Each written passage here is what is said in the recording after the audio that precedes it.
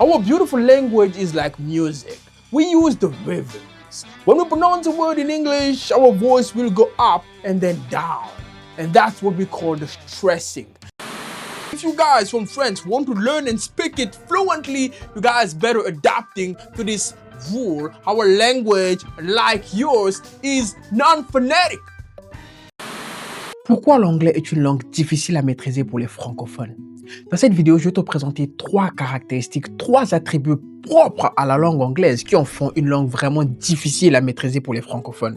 L'intérêt de cette vidéo, c'est de te démontrer des aspects de la langue anglaise avec lesquels la plupart des apprenants galèrent lorsqu'ils apprennent l'anglais, moi y compris, afin que toi, de ton côté, tu saches à quoi t'attendre lorsque tu vas apprendre l'anglais. Si tout est clair pour toi, je propose qu'on puisse accueillir tout de suite le professeur Tony pour nous introduire le premier aspect difficile de la langue anglaise. Our beautiful language is like music. We use the rhythms. When we pronounce a word in English, our voice will go up and then down. And that's what we call the stressing. If you want to pronounce English words correctly, you need to use your voice like an instrument and play it. Bring it up or down when you pronounce words. Make it right so people will understand you. En bref, tous les mots en anglais qui ont plus d'une syllabe sont stressés. C'est-à-dire que lorsque tu prononces ce mot, il y a un moment où tu vas élever la voix et un autre moment où tu vas baisser la voix. Le seul problème avec le stressing, c'est que lorsqu'on regarde un mot, il n'y a aucun moyen de savoir où se trouve la syllabe qu'on doit stresser. C'est-à-dire, c'est impossible pour nous de savoir à quel moment est-ce qu'on doit élever la voix et à quel moment est-ce qu'on doit baisser la voix.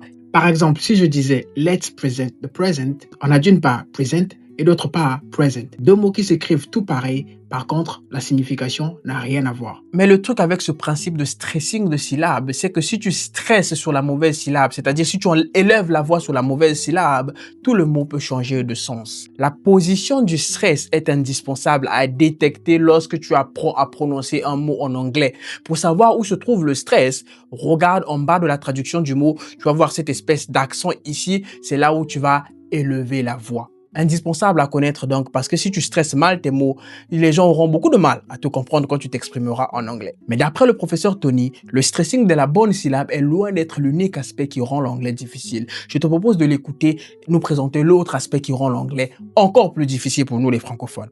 Unlike you guys from France, we don't pronounce what is written on the piece of paper. Words cannot be pronounced like they were just a part of a game or anything. We want the words to be unpredictable, and the more unpredictable words are, the more beautiful the language sounds. And that's what we understood, and that's why we have made our language a non-phonetic one, which means we don't pronounce what we see, we pronounce words how we want. The same syllable in our language can be pronounced in different ways. For example, this one here should be pronounced irony, while this one here is supposed to be pronounced irritate. And that's the beauty of our language. And if you guys from France want to learn and speak it fluently, you guys better adapting to this rule. Our language, like yours, is non-phonetic. Même si l'anglais et le français ont beaucoup de mots en commun, l'anglais et le français sont peut-être les langues les plus différentes du monde. Pourquoi? Parce que l'anglais est une langue non phonétique alors que le français est une langue phonétique. En français, tu lis et tu prononces la voyelle que tu vois écrite. En anglais, une seule syllabe ou une seule lettre peut se prononcer de 10 manières différentes, dépendamment de sa position dans un mot ou dépendamment juste du mot en question. Je te donne un exemple pour que tu puisses bien comprendre. Prenons le cas de la lettre E, qui se prononce I en anglais selon l'IPA, comme dans le mot event.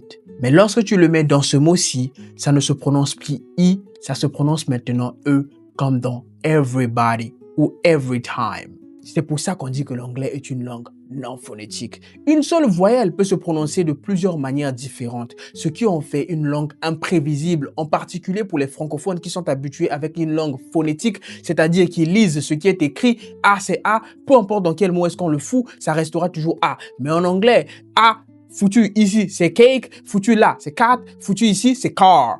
Donc, ça rend l'anglais imprévisible et difficile à maîtriser, en particulier pour les francophones, parce que l'anglais est une langue non phonétique. Si quelqu'un un jour te dit « l'anglais c'est juste du français en anglais », dis-lui que l'anglais n'est pas une langue phonétique. Il va se calmer. Mais il reste un dernier aspect qui rend l'anglais compliqué pour les apprenants. Écoute ce que le professeur Tony en a à dire. We are fifths. we heard you guys used to connect words and just to pronounce them in a short way, and we have copied it. So instead of say we have not, we will often say we haven't. We connect words so we can speak faster. À la différence des deux premiers aspects, celui-ci, c'est quelque chose avec lequel les francophones sont quand même familiers, puisque nous, on ne dit pas c'est était, on dit c'était. Mais seul truc, c'est que les anglophones l'ont amené beaucoup plus loin, avec plusieurs mots comme ça qui sont connectés, et surtout même dans des phrases où on va raccourcir ou recoller des mots. Par exemple, would not va devenir wouldn't, mais dans les phrases comme all right, on va maintenant dire I. Ce qui rend le truc toujours compliqué parce qu'il y a des jargons et les mots sont raccourcis. Et ça, c'est quelque chose qui va juste te déstabiliser au début, mais c'est moins difficile à maîtriser que l'aspect non phonétique de l'anglais ou même le stressing des mots. Encore une fois, l'intérêt de cette vidéo, c'était pas du tout de te faire peur, c'était surtout de t'avertir pour que tu ne commettes pas l'erreur que la plupart des francophones commettent lorsqu'ils apprennent l'anglais, c'est-à-dire prononcer les mots en français comme si l'anglais c'était juste du français en anglais. J'espère que la petite vidéo t'aura été utile. Je te retrouverai la semaine prochaine pour une nouvelle vidéo. Prends donc soin de toi. Ciao!